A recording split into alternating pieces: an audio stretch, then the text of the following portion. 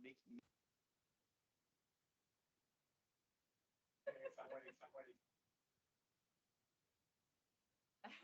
Let's leave. At least that's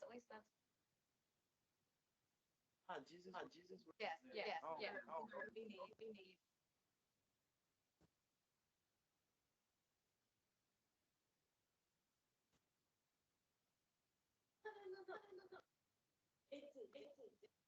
Ellen to come back. Thank you.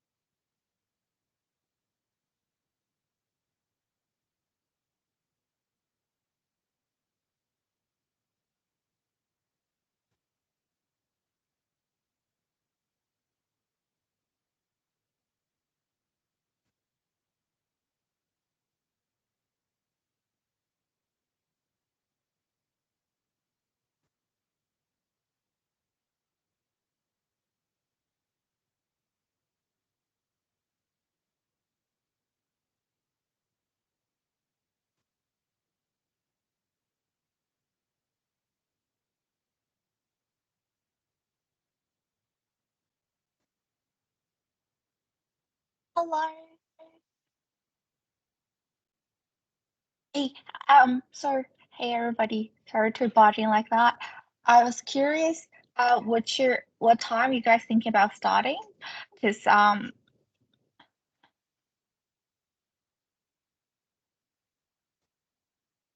you hear me now? yes. Okay, great. Um, I think we're just gonna wait maybe 3, 4 more minutes. Belen's just outside trying to like usher. She's letting people into the building. So Okay, great. All right. I felt like if everybody's still there, it might be a good time to network a bit because so we can start a bit late, it doesn't matter. And Dice coming as well will be there around 6-ish. okay. So I don't know if they need special access to get into this room or Yeah, that's the only condition. So if we know when she's coming, then we can get someone to come in. okay, all right. She said around 6-ish, so Amazing. that's the time. Okay, great. Thank you. Also, the Awesome. microphone works great now. Amazing. Great. Sorry. All good? Do we want to? All right, so we'll just wait then. Okay. Can you just come here for your computer's sake? I don't know where the things are. Just want to make sure.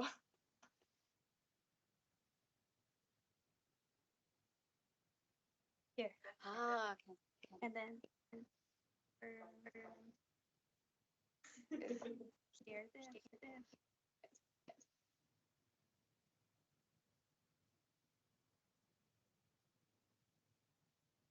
Yeah. Here's Oh, okay, okay, okay. Gotcha. Okay.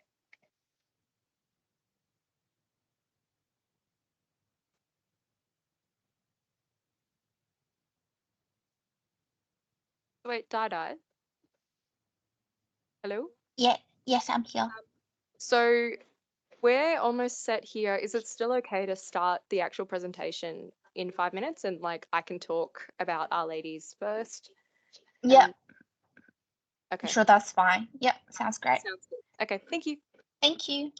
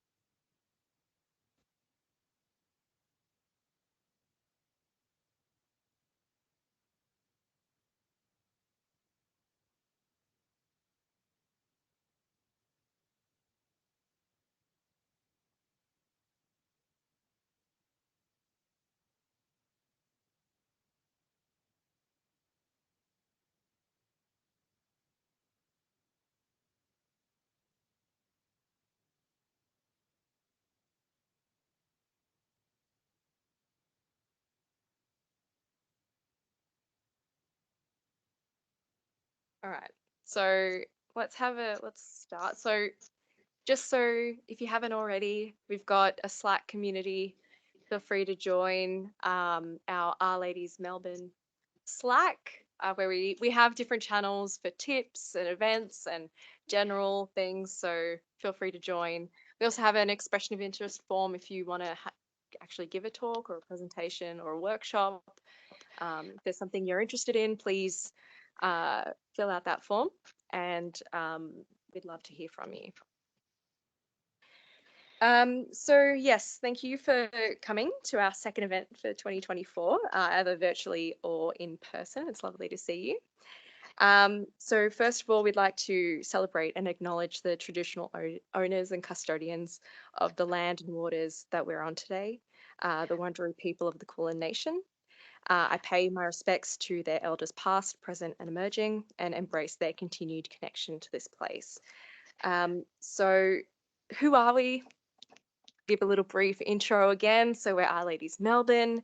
We're a registered non-for-profit organisation and local chapter of Our Ladies Global, and our aim is to promote gender diversity in our community in both Australia and worldwide. All right, so we've just had our AGM, and these are our committee members. Thank you for this year and next year.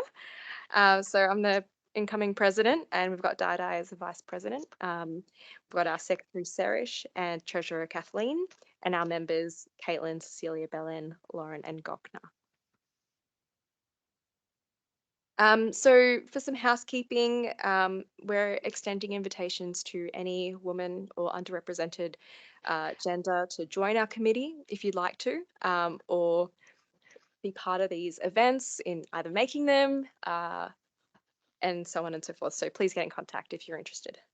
And again, fill out our expression of interest form. We've got it on our Slack, so it's okay. And here is all the places that you can find us. All right, so I think I'm going to hand over to our esteemed guest. Sorry, I'll let you do that. Or is that our slide? Yes, that's our slide. Never mind.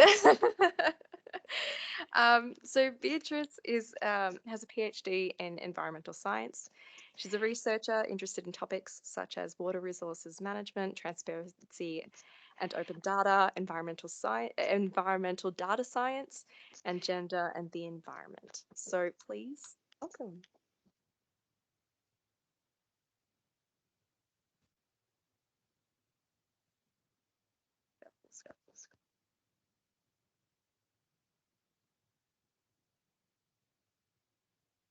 You.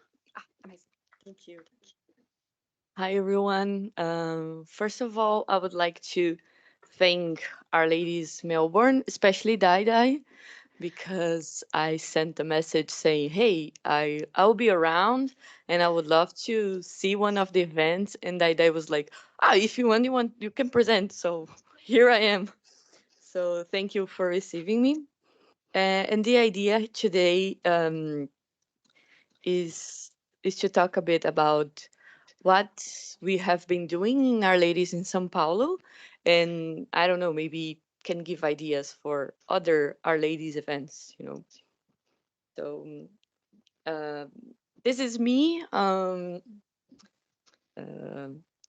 already saw the introduction, so I don't think there's much to talk about. But if you need to know anything about me, usually I put the links on my GitHub. And I'm one of the organizers of the Our Ladies chapter in São Paulo since 2018. So this is based on a written text that we posted on the Our Ladies Global blog. It was actually started by me and Aide, which is the second author, talking to Shanina Bellini, which is a great Our Ladies from Argentina, which is also part from the Our Ladies Global team. And she was like, "Hey, you're doing a lot of different stuff. Why don't you write on the blog?" So we wrote it, and it's on the Our Ladies Global blog. But we thought about turning this into a presentation with newer things that we have been doing, because this text is from last year.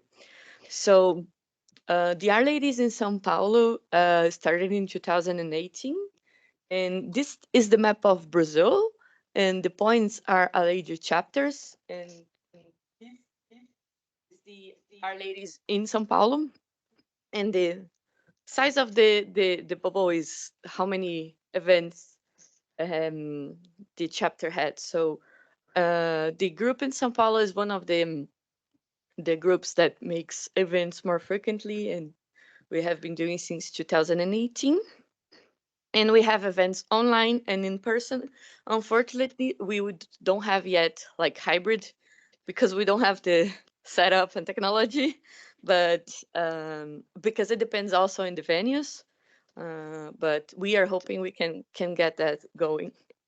So this is a picture of a recent event. It was on May. No, May is now is March. Was March this year? It was a open data day. So it was a day that we talked about open data, what is open data, and explored open data with R, using R. So it was really fun. And you can see that the events in São Paulo gets really crowded. There's a lot of people interested, and we have even small kids, and we will talk about that later. And this was the people that organized the event in this Open Data Day, the most recent in-person event that we had. So I am here because I'm in Australia, but there's a lot of people doing a lot of work back in São Paulo. It's not I'm just like representing, but there's a lot of people there that works a lot for the events to happen, and I'm really thankful for them. So the idea is about to talk about lessons and reflections, and I think the first uh, the reflections start on one, but after I put this slide before, because I think it's important to show where I stand and the other organizers as well, like in a theory point of view.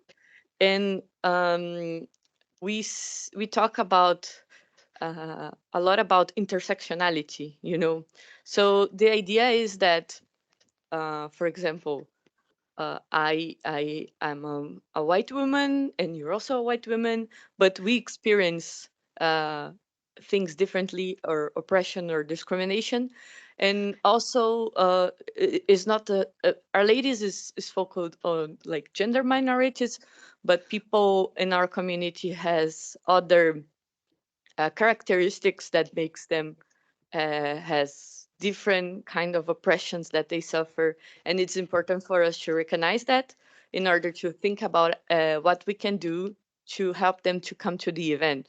So intersectionality is something that we in the organization talk a lot about. So I don't know if everyone knows about intersectionality, so that's why I brought this topic. And I think it's important to, especially as an organizer, to reflect on and recognize like the privileges that I have, and think about like the other participants and people that want to participate sometimes and they cannot go, and try to think about how can we go further and include these people that want to be part of Our Ladies. And this is a special like a personal recommendation. I don't know if you ever read Bell Hooks, but she was a writer that wrote a lot of intersectional feminism, but also about race as a Black woman. And this book is a book that I recommend when people don't know her and they want to get to know her, because it's a really small book, but there's a lot of stuff there. It's like I remember the first time I read, I got a bit like, oh no, there's so much stuff to do. It's not enough. So, oh, there's someone. Okay, the person is got in. So, if you want to start reading, I think this is a good book because it's really quick and there's a chapter about um, a small chapter about a series of topics. So, it's a really good book. And now that you know where I stand from, I think the first reflection is it's important to learn about the context. And of course, in Melbourne, the context is going to be totally different than in São Paulo, than in Buenos Aires, because we have a different history, a different territory, a different composition of the population. So I think it's important to understand where we are. For example, here is um, a plot about the population in Brazil by race. And São Paulo is in the southeast of Brazil, and it's hard to see because it's in Portuguese. Sorry, but um, around half of the population in São Paulo are white. The southeast of Brazil, which is where São Paulo is white, and almost 50% is black. So because it's parda and preta is together in the black category.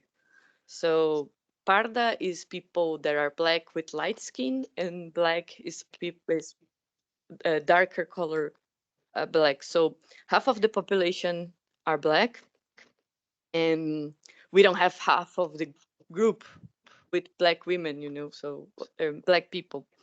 So this is something that we have been trying for a long time to try to see uh, why it's so different from the composition of the country. And it's interesting this graph because different parts of Brazil has a different composition. Like in the north part of Brazil, most of the people are black. So for them, it's a bit more common to have more black women. But in São Paulo, some events is like 80% of white people. So this is something that we recognized and we needed to and saw that we needed to work on it. And thinking about history, and of course, Australia has a different history, Argentina has a different history, each country has a different history. So I'm talking a bit about Brazil. But in Brazil, black people, even though in the region there we are, the black people represents almost half of the population. They are historically being marginalized in Brazil. I don't know if you know the story about Brazil, but we were colonized, and then uh, a lot of people was captured and enslaved in Africa and brought to Brazil. So the black population are descendant of those people that were enslaved. And when the slaves got the people that were enslaved got free, they didn't receive like uh, help to get housing or land. So they stay in the margins, and it's really hard for like it takes generations for the families to get a better situation. I don't know if I'm using the right like better financial situation. So they are still unrepresented in spaces of power, such as politics, higher education. I remember that when I was at the university 10 years ago, I was in a room with 60 people, and I think two of them were black. So this is unacceptable. And in decision making in general. So this is important to recognize and to think how can we make the group be more open and welcoming to these people, and how we can make them participate. And also about territory, I think is important because São Paulo is not like the city all by itself. It's a metropolitan region that lives around 20 million people in the whole area. And a lot of people that comes to the events don't live in the city center, right? A lot of, I don't live in the city center as well, so I have to make a quick travel to the events. But this is something that we as was we were learning about the group, we saw that most of the people are not from the city center, and sometimes we made events at night and a lot of them couldn't go because otherwise they couldn't go back home because the event was finishing like 10. So we decided to do in-person events only on Saturdays because so people can travel with more time. And this is something important to think about, like where we are going to choose the venues, because if you choose in a place that is not accessible by public transport, it's even harder for people to get there. So I think it's important to learn about the context. This is the context of the community São Paulo, but I think in each country the context is going to be different. So it's important for us to think about which context we are. And also, it's important to learn about the community, about the people in the community. So, back in 2020, I think we were talking about like, but how can we know if we are improving or if there's representation or not? Because we don't know who are the people that participates, like we don't have data, and Meetup does not give us that data. I don't know if you have that problem. So Meetup only gets the name and sometimes the email, so for us was not enough. And we did a survey. uh, there were a lot of questions on the survey, so I brought some of the answers. And one thing is about race.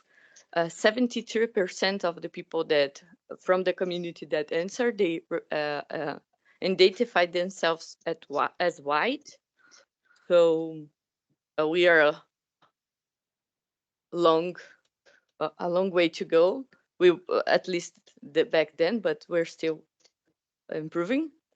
And also we saw that a lot of the people were from the south part of São Paulo, which like I wish to live in that part, and it could take forever to get there because there's a lot of trains and metros, and that's when we started talking like, if we do events during the night in the middle of the week, it's going to be really hard for those people to go. And we did other kinds of questions like, what are people ages, what do they have kids, do they are part of other minorities, and what were their suggestions so we could work on them. And so in 2020 we got the pandemics, in 2020 2021, and we got back like doing in-person events in 2022. And since then we have been asking people not only to sign on Meetup, but also to answer Google Forms so we can know about the participants like during the year, not only on the survey.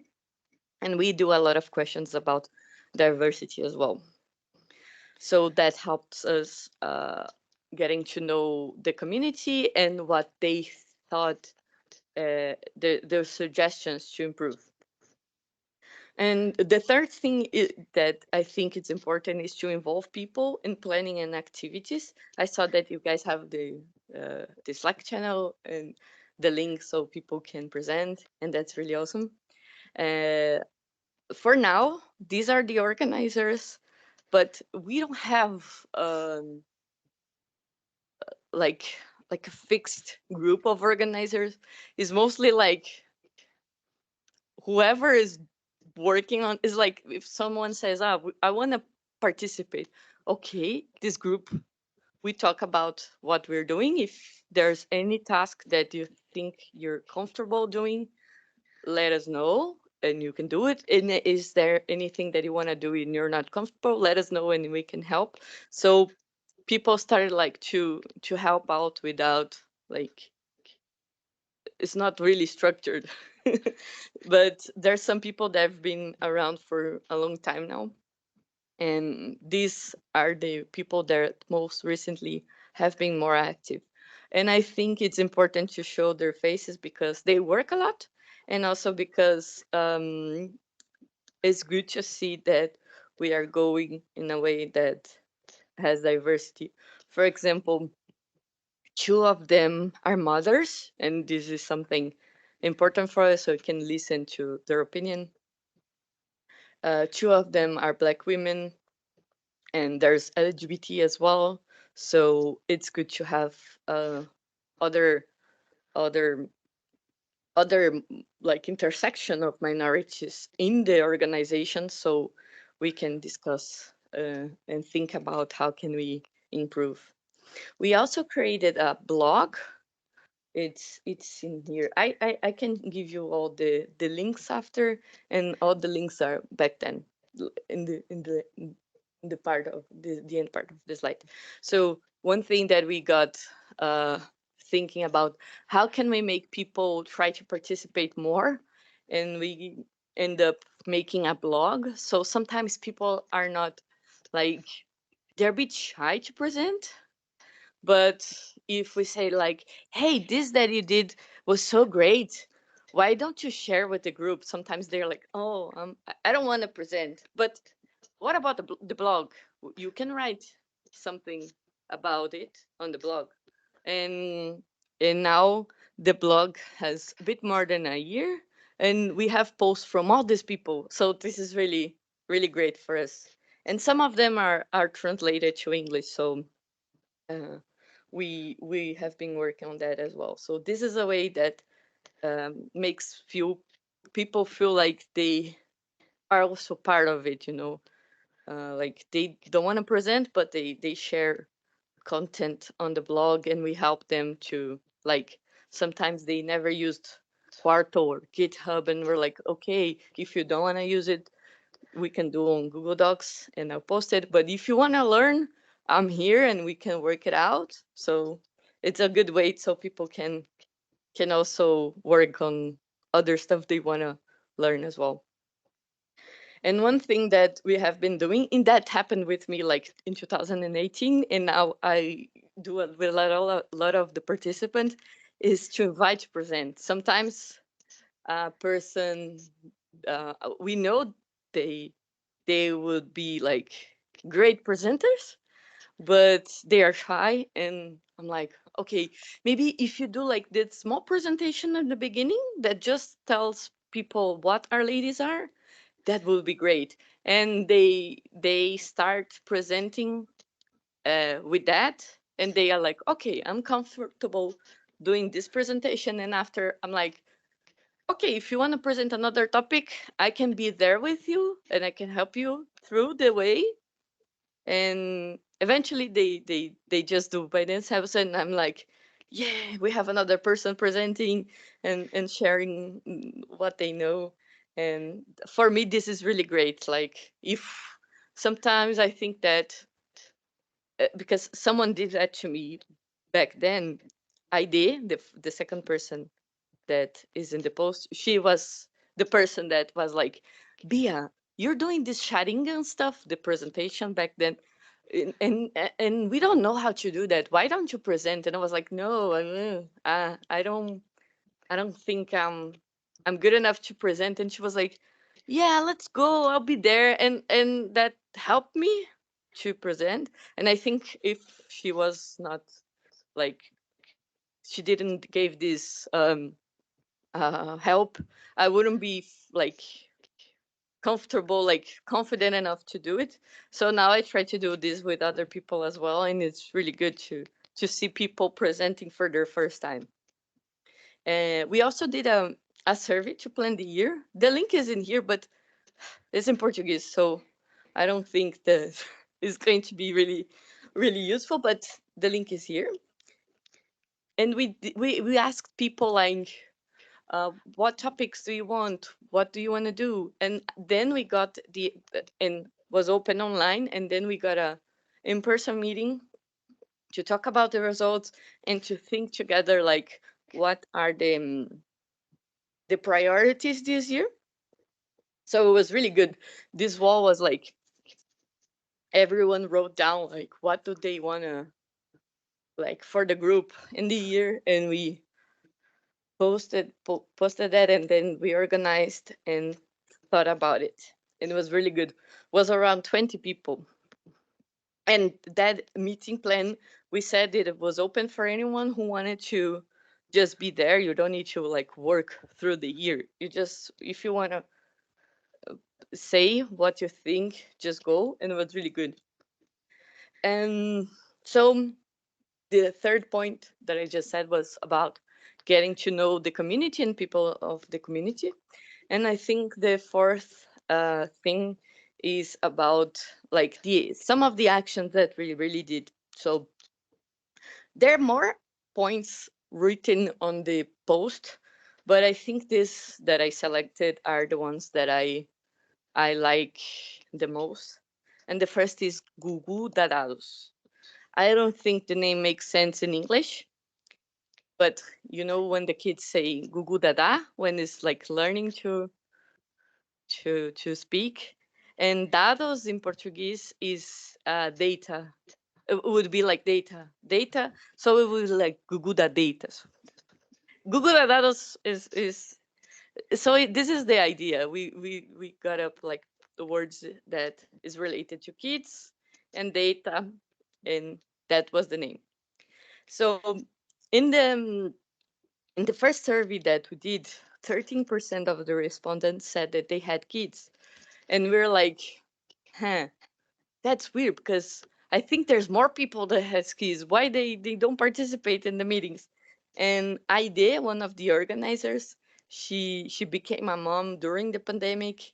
And when we got back, she was like, I cannot go because how I'll take my kid.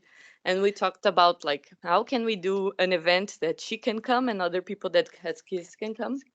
And the first that we had with Gugu Dadados was in 2022.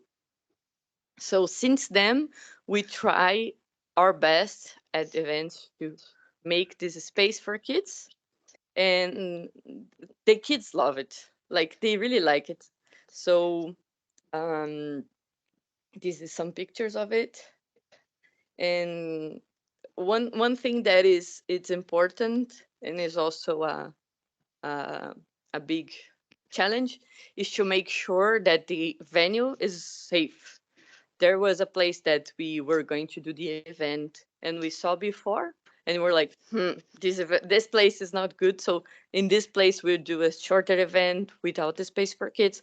But we try it, and we didn't do there that venue anymore because we wanted to do in places that we could take kids. So one place that we do a lot is in a university called Insper, which we say like we need two rooms, not only one. We have one room for the event and one room for the kids, and so is a university room. So there's nothing that is dangerous for the kids, and we always have organizers there, but we also pay for a teacher to be there because we are not like trained for kids, you know.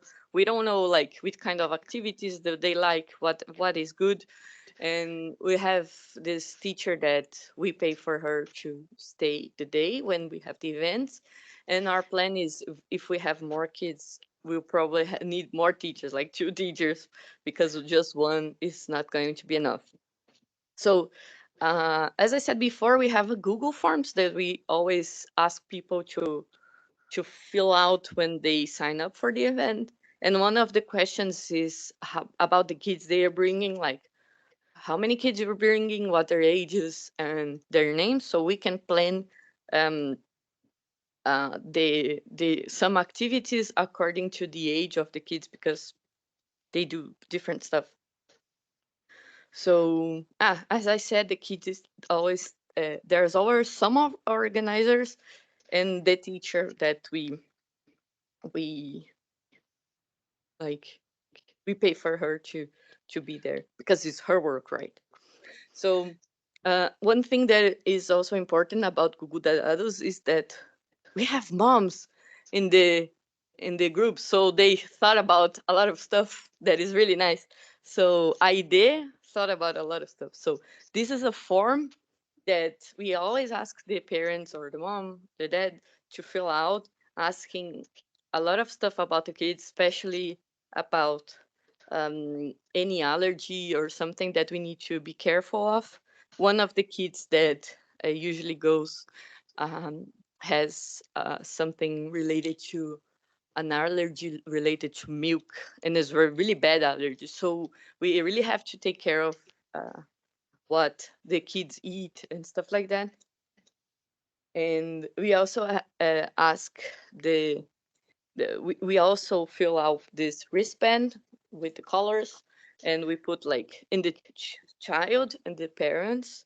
So um, we know if something happens with the kid, we know what's the name of the parent and the telephone number. Never happened anything, but I think it's important to get information to get in contact fast, right? But never happened anything. And we also take a lot of toys in games and stuff like that. And even though I'm not a mom, I have some bags at home. Like sometimes I find something that is nice. I'm like, okay, I'm buying this so I can take to the Google Dorados.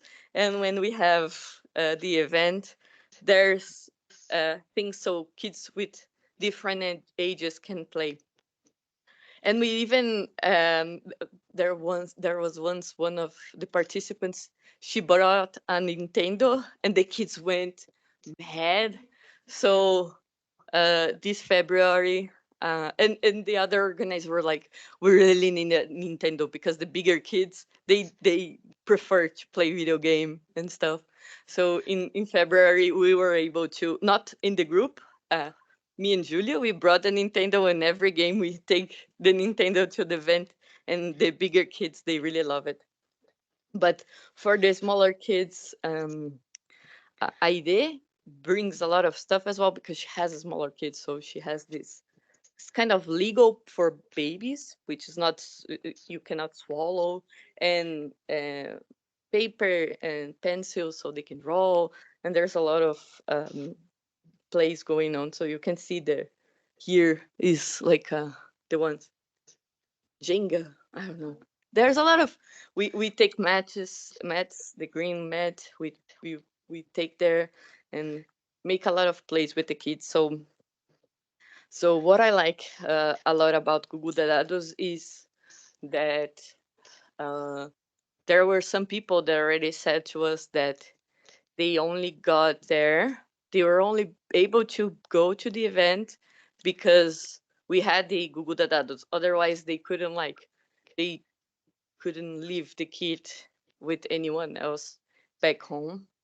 And in I don't know in here, but in Brazil, it's pretty common to be a single mom. So there's a lot of people that don't have like the family community to take care of the kid while you need to go to the event. So a lot of games going on. And in Innsbruck, in that university, there are some uh, I don't know the name of that. The board, whiteboard. There were some whiteboards that are like the whole wall, and the kids they just love to pick the pens and like draw like in the whole wall, and I think that's so adorable because it's a really simple thing. It's not a Nintendo. You don't need a lot of toys, but they just love to draw like endlessly in the wall. It's so cute. And I think one thing that it's really nice is that other communities around in Brazil they saw that activity and they asked us how did you do it because we want to do it as well. So CODA is a conference of data journalism. It's a big conference. They bring people like from other countries and stuff.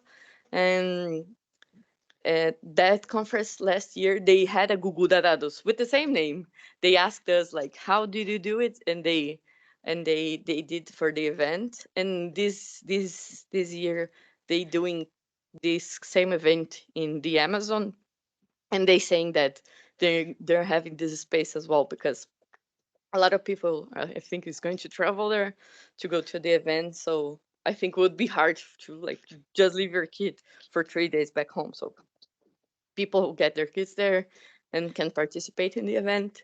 And also Pilot I think Pilot is around here as well, right? Or I don't know. In São Paulo, they are a big community, and they reach out to us to know like, how do you do it? We want to do as well. And we are like, yeah, it's really nice to know that uh, other communities are also having activities to be more welcoming with with the mothers that want to participate, the mothers and the caretakers.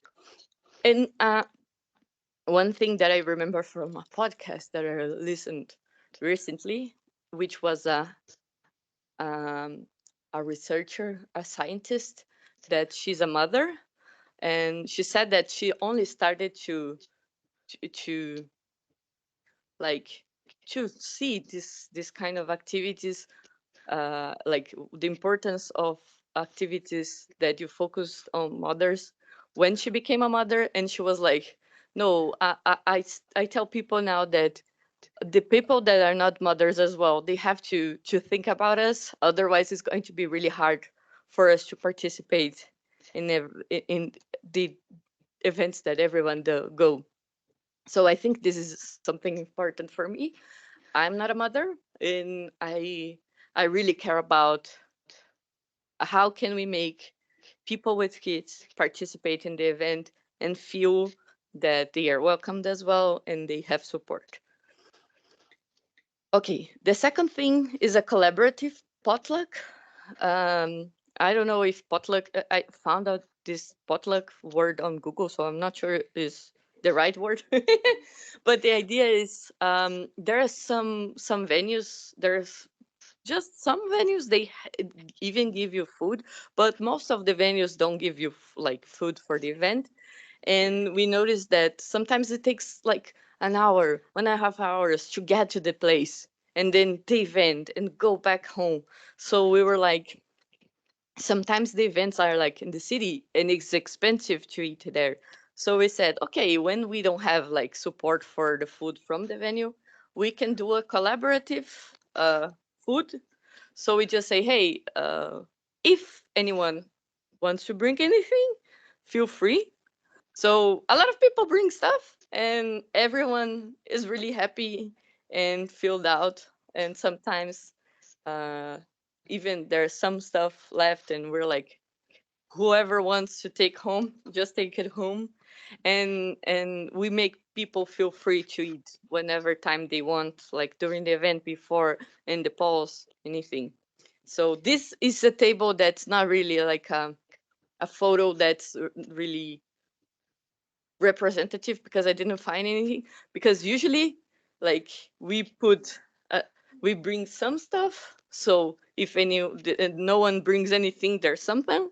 But people just bring a lot of stuff, because usually it's like 100 people in the event, 50 people in the event, and like 30 people bring something. So there's a lot of food. And it's really nice because the food part is also a moment that people interact with and talk to new people. So is a good thing. The third thing is like keeping online events, and this was based on the survey that we did in the beginning of the year. So what happened before the pandemic? We only had in-person events, but when the pandemic started, we started doing the online events, which are the gray ones. And a lot of people started to participate in the community that didn't participate before because they lived far away. And so 2021 only online. 2022 we did one, I think, one online, one in person. 2033 we were like, COVID is over. let's do a lot of events in person. And when we did the survey, a lot of people were like, hey, where are the events that we can participate? So we were like, the community grew during the pandemic, like with people from outside. But eventually the pandemic was over and we're like, no, you're not coming anymore. And people felt like I'm without a community again. So we were like, let's try to do like half of the events in person and half of the events online. And turns out this year, I think we're having more online than in person because it's being hard to get venues. And online is it's way easier to just schedule with everyone because sometimes you have to schedule with a person and see if the venue has the space, and sometimes they don't have, or it just takes so much time for the venue to say yes or no that the event is gone.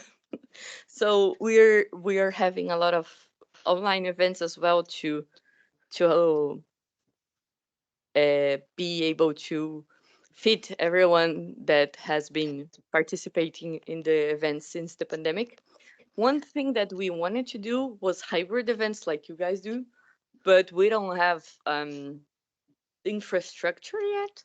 And not only in the infrastructure, I remember that one place we had some cameras and stuff, but we're like, no one knows how to deal with that.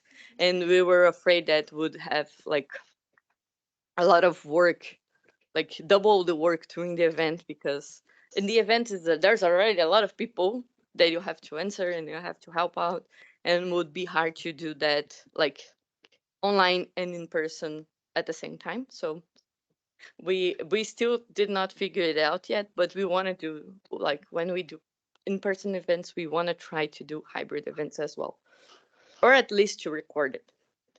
And we have been doing a lot of events on StreamYard. I don't know if you heard, but it's a platform that you do like lives on YouTube. So the good thing is, like, while the event is going, like people is going on, people can talk to us. But after the event, the video is available on YouTube, and a lot of people can watch after, because sometimes the person cannot go to the event in that time, but she can watch the person can watch the recording. And there's a video actually that we did on the pandemics that has like 11,000 visualizations. There's a lot of people that watches some of the videos, the recordings. So it's really nice. It's a really good like material in Portuguese, because this is something that I didn't talk about, but a lot of the people from the community don't know how to speak English, and it's hard for them to just learn in materials in English. So it's good to have this material in Portuguese open and online, so anyone can learn how to work with the tools that we use. The other thing that we're doing this year, which is online as well, is a book club for R for Data Science. I think everyone knows the book, right? Or no? Does anyone does know that book? No? Okay. This book is a book from Hadley Wickham and Minnie Chetinkaya Rundell and Gary Grolmond. And it's a really good book for the tidyverse. And we got inspired by the Latin America community. Like, you guys must know better than me, but they translated to English to Spanish voluntarily. So there's a Spanish translation online, free for everyone, and uh, we got inspired by that. We talked to Riva and talked to the authors of the book, and they said that we could translate the second version of the book. So we have been translating the second version of the book. It's not finished yet, but it's on the review, the chapters. And a lot of people from the Our Ladies community joined us in this task. I am the person managing this stuff, the person who went to Hadley and say, maybe can, I don't know. And he was like, okay, I have to talk to the editor, the publisher. And now we're doing that. But while the book's still being like reviewed, the first chapters are already translated and reviewed. So in order to get people get to know the book, we started a book club. I think we're going to the fourth meeting. In each meeting we talk about one of the chapters of the book.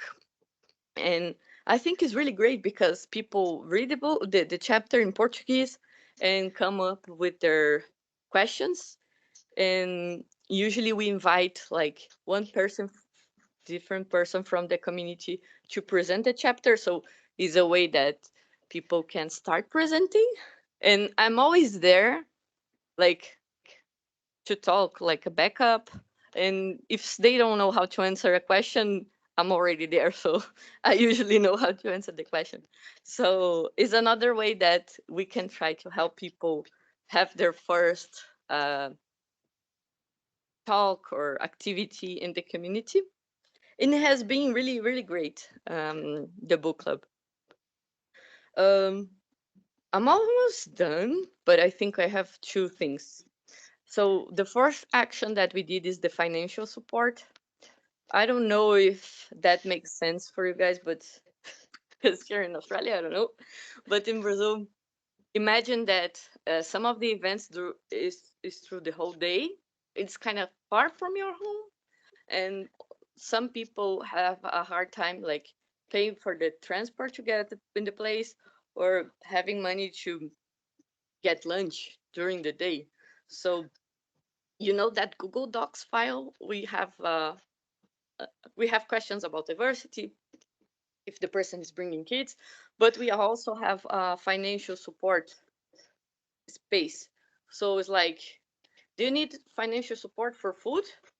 If the person puts yes, we don't ask anything else. We just say, okay, in the day of the event, just talk to the person who is responsible for transferring the money, and we transfer the money for food, like a fixed amount that we know that is going to be enough, like from the place in the city that we are. And the space, we also have a space for transport. We like put how much money you need for transport and just be at the event. But if this this is like, if receiving the money in the event is it's something that makes you not be able to go because you need the money first, just let us know. But usually people just go to the event and we refund them for the transport. But it's totally built on trust. Like, we don't ask people to give receipts because it's hard to have receipts from like the metro train. So we just ask them. And this this has been really nice because we saw that some of the groups were like, we really needed more people from this like group, like this minority, for example, Black people.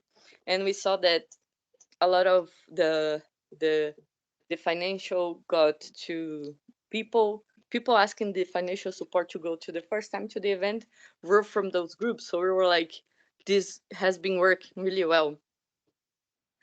The fifth thing is consider diversity in registration. And as I said before, we have that Google form. But one thing that we state is that we try to uh, separate the spots based on the minorities, because sometimes the events get filled really quick.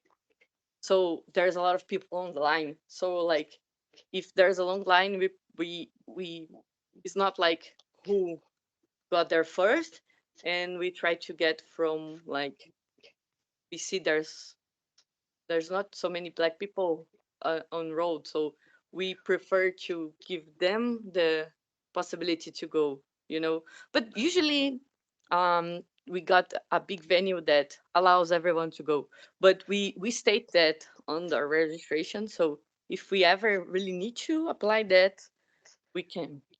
But usually the places that we get fits everyone, so that's good. But we during the registration we keep looking at the numbers. It's like, hey guys, what's going on? There's no mothers. Please share more. Let's share the event. We need more people. We need more people from that group. So we share like in different communities. Like there are communities like on programming focus on Black people. So please share there. Please share in other communities outside our community so we can have more diversity as well. And we also ask like if the people are from other less represented, unrepresented groups. So not only gender, race, but also about their age, if they're mother, if they live in the periphery, because in Brazil, periphery is not like only far from the center, but is also places that are not really well structured. So we ask them as well if they are neurodivergent, if they are LGBT. So we ask that so we know if the group is having people from different kinds of minority groups, thinking about the intersections. And just some challenges that we have been talking about in the group lately. One is the financial support. Last year we got the art consortium support, and that's how we paid for the financial support for the people get to the event. But we are thinking about having how can I say, it's like GitHub sponsors. We created a page there, and we're talking about like maybe like we open so anyone can contribute. Maybe someone that wants to contribute can like give $5 or $10, and we can use that money to give the financial support or pay for the teacher to be with the kids. And also we want to do hybrid events so we can integrate more the people that only can be able to go on online events. And also diversity, because we saw that we got a bit better, like more Black people around and more mothers, but we think that is not something like, okay, it's good, that's it. No, I think we think that is like a continuous effort, and we will have to always be working on this and in order to improve, and maybe eventually we get around like representing the population for Brazil, but we're not there yet, so there's a lot of stuff to do. But I think that was the idea. I hope you like it. And if you need to talk to me, this is my email, this is my GitHub page, and this is my webpage where I post some text as well. Thank you.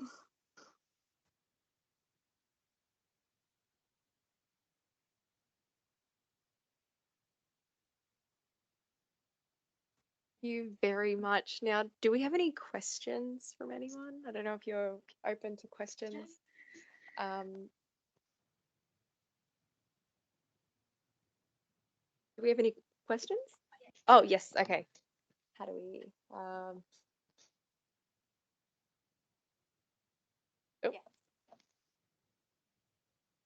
I do. Yes. Yeah. Yep. Dido. Hi, B. Thank you so much for the presentation. I was so glad to hear the stories from São Paulo. I have to say, it did never occur to me that having like now after this, I just felt we're so privileged and so lucky to have all the infrastructure set up that are able to support and having amazing sponsors to help us hosting, especially people at WeHive, to give us the opportunity to do all the online and hybrid events like what we could deliver now. So it's amazing to hear how the challenging you're facing. And thank you for sharing the stories. So I kind of have two questions. The first part is when you're collecting data in terms of racial and gender, that can be a quite sensitive topic where I'm curious if there was necessary to obtain consent to given that information, or in terms of ethic approvals to collect those kind of informations?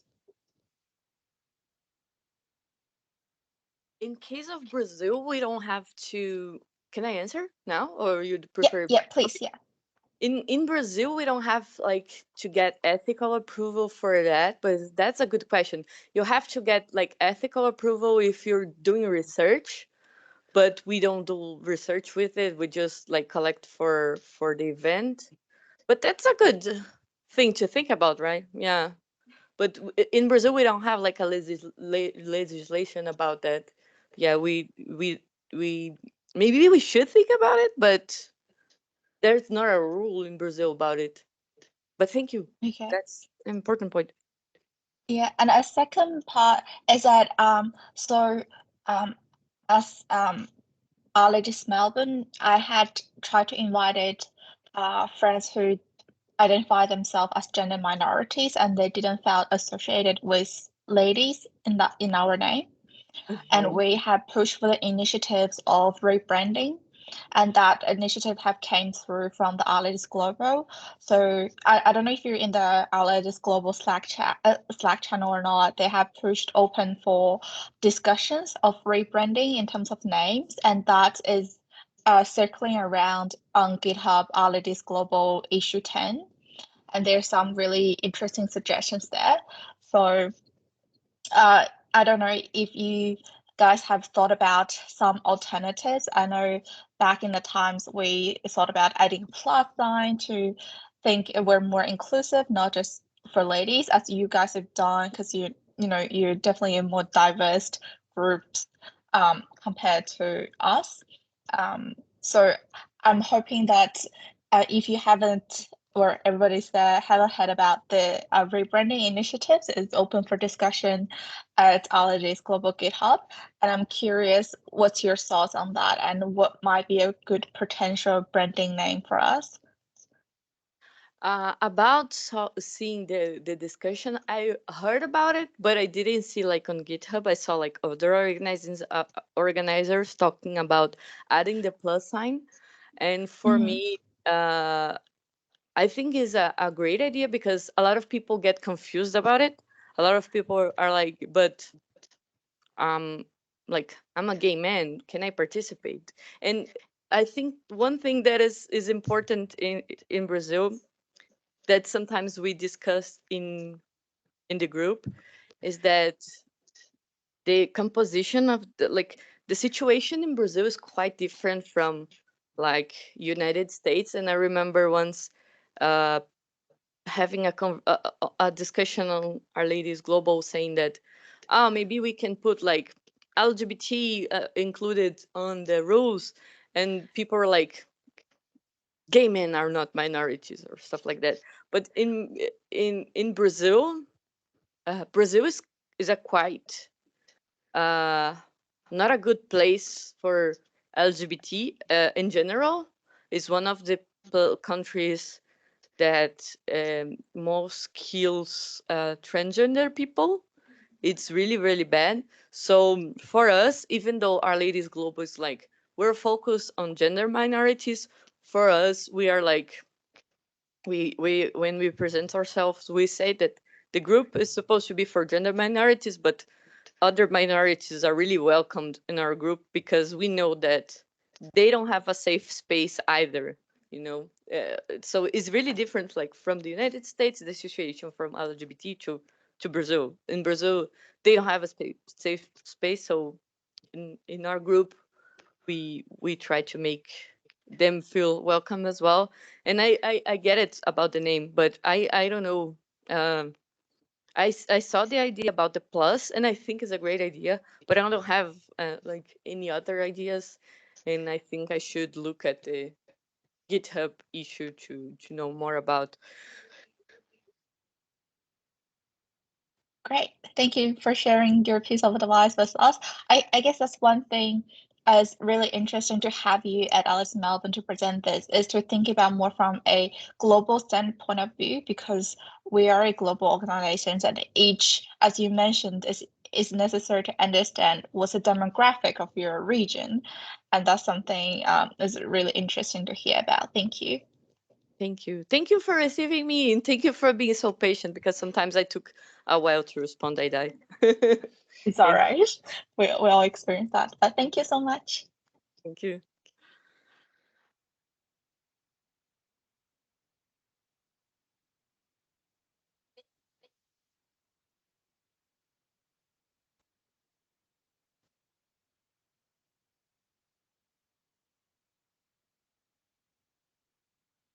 Mm,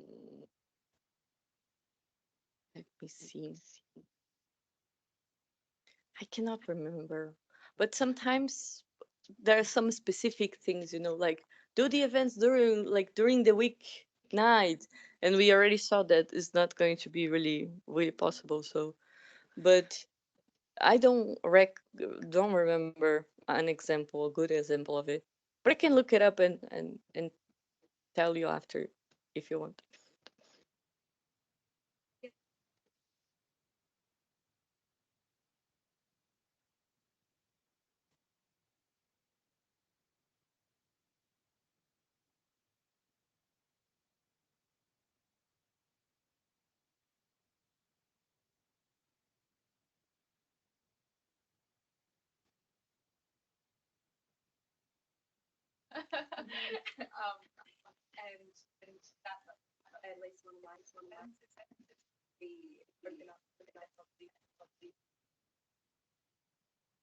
When you mean sacred is like for a religion? Oh. Relax. That is family time.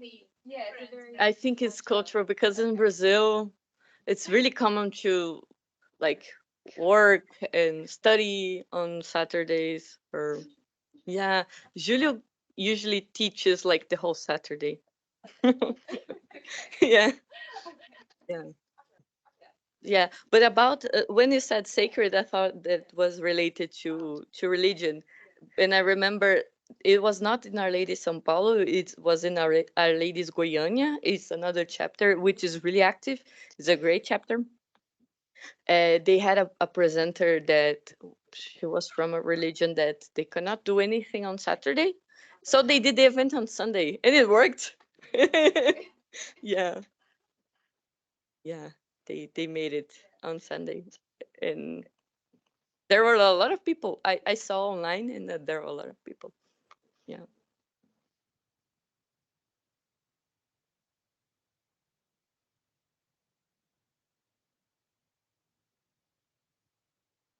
thank you. But this is, as I said, this is something that is I don't do by myself. There's other organizers that we do it together. So it's important to recognize that. Yeah.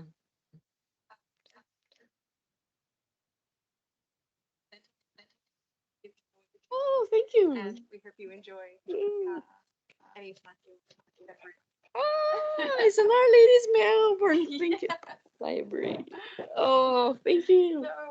That's so cute. Thank you. Oh. Well, thank you everyone for listening to me. Yeah. I think. Yeah, and that wraps us up. And thank you everyone that is online as well. Thank you for coming.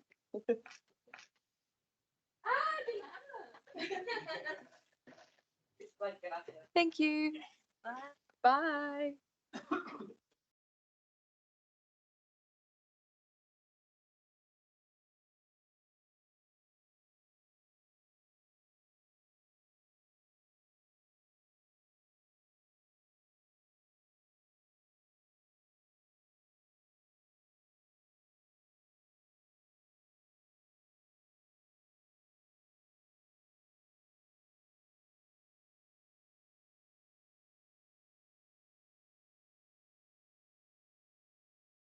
How can I say that? And oh,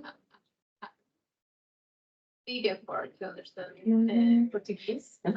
Oh, that's what we did. Stop. Ah, amazing.